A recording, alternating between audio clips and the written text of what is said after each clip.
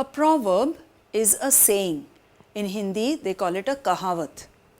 A short, well-known sentence or phrase that gives advice or tells you what is generally true. For example, here they have given a stitch in time saves 9.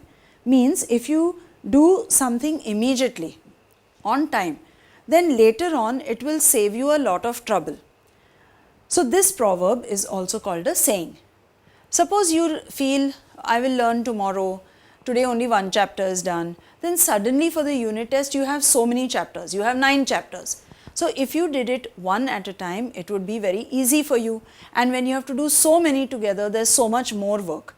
If suppose there's one small tear and I stitch it up, just now I just have to put one stitch, but if I just leave it, it will tear even more, then I will have to put 9 stitches. That is what it means, that do your work in time, it will save you time later on, otherwise afterwards the work will become even bigger. There are many proverbs, let us see a few. So the first one was in your book itself, a stitch in time saves 9, which I have already explained to you. Let us look at the other one. Birds of a feather flock together. That means people who are of the same type, they always come together. Suppose I see you with that bad boy and I say, he's your friend, that means you also must be like that. And if you say, no, I am not like that, I am a good boy, but I will think, no, birds of a feather flock together. That means same type of people always go together. Have you understood this one? Next one, never judge a book by its cover. Sometimes you look at a book, it doesn't have any pictures, or on the cover it is very boring looking, just plain brown. So you might keep it back. It might be a very interesting book. Never judge a book by its cover. That means only by seeing outside, you cannot understand what is inside. Now, same meaning, we have one more. All that glitters is not gold. Everything which shines doesn't mean it is made of gold. So sometimes you might see something which is very pretty, but actually it might have no value. We also say this about people. Sometimes you look at people and you only see how they are dressed, how they look. They may not be nice people, but we tend to judge a person, or we try to think we know according to how that person looks. So both of these mean never judge a book by its cover, or all that glitters is not gold, means don't only look at the external part. Look at what is inside also, that is more important. Okay. Next proverb, make hay while the sun shines. Hay means dry grass. In winter, everything gets covered with snow. Then the cows and all don't get any grass to eat. So in summer, when the sun is shining, they dry the grass and keep. So that is the right time. Suppose we say, abhi dhoop lagi hai, to papad sukha lo. Have you heard of that? So that means afterwards, rainy season, you cannot put your papad to dry. So it means when it is the correct time, that time you should do it. Now this also has one more same meaning. Strike when the iron is hot. Strike means you have to hit it. Have you seen the ironmonger? He works with iron. He puts it in the furnace, aag ki bhatti. Okay, he makes it hot and the iron becomes red in color. And then he hammers it and he gives it shape. When it is hot, it is slightly molten. It melts a little bit and you can give it shape. Once it is cold, you cannot give it shape. So just now is the time to strike. If you don't hit and give it shape just now, you can't make the shape afterwards. So just now is the opportunity. Just now is the chance. So you must take the chance in time. Then later on, if you regret, oh, I didn't take the chance, then it is of no use. So both mean the same thing. Make hay while the sun shines, or strike when the iron is hot. That means make the most of every opportunity or chance that you get. Next one, fifth. Rome was not built in a day. Now the Roman Empire, Samrajya, was very, very big. Did it happen in one day? No. So same way, anything that you want to achieve, sometimes you might feel it is taking so long, so many years, I am trying and trying, but nothing happens within one day. It takes time, but one day it will happen. So that's why we say Rome was not built in a day. Let's see the next one. Sixth one, Speech is silver, but silence is golden. Your teacher must be saying this because she is waiting to hear the wonderful silence. All the time you are talking, talking, talking.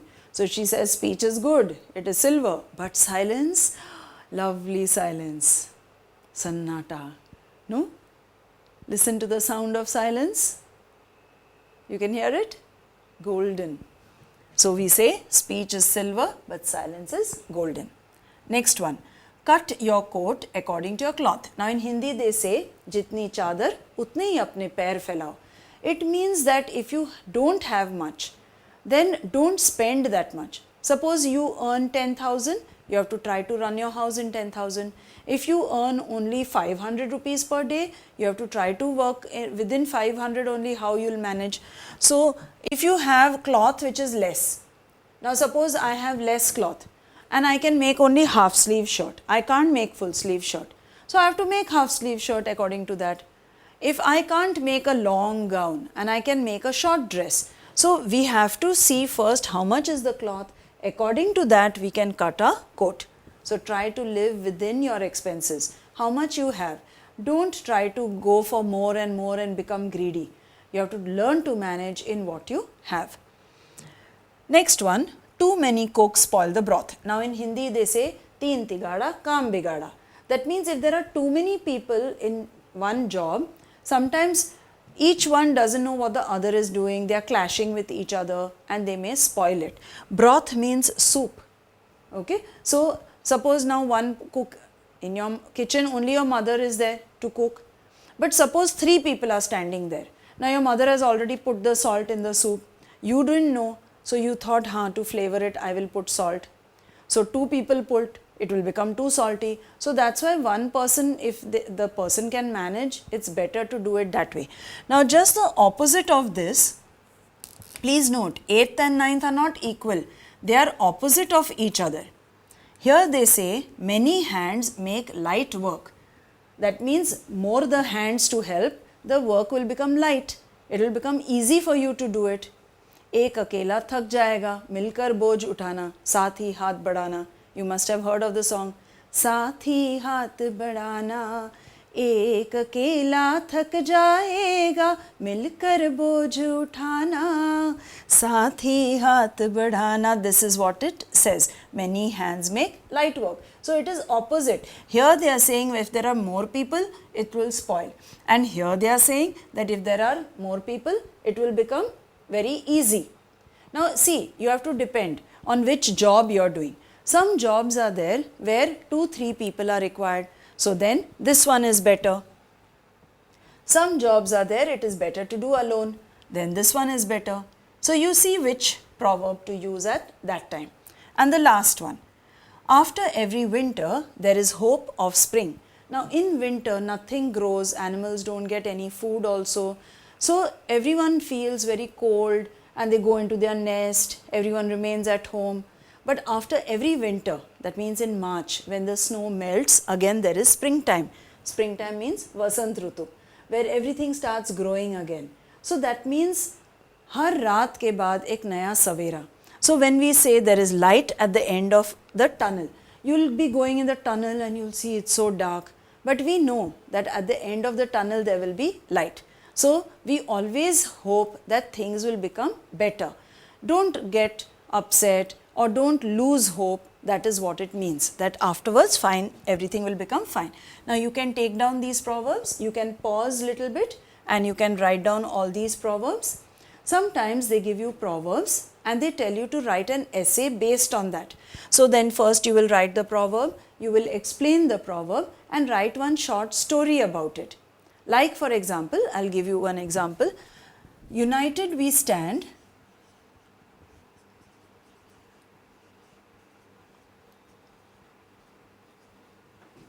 divided we fall.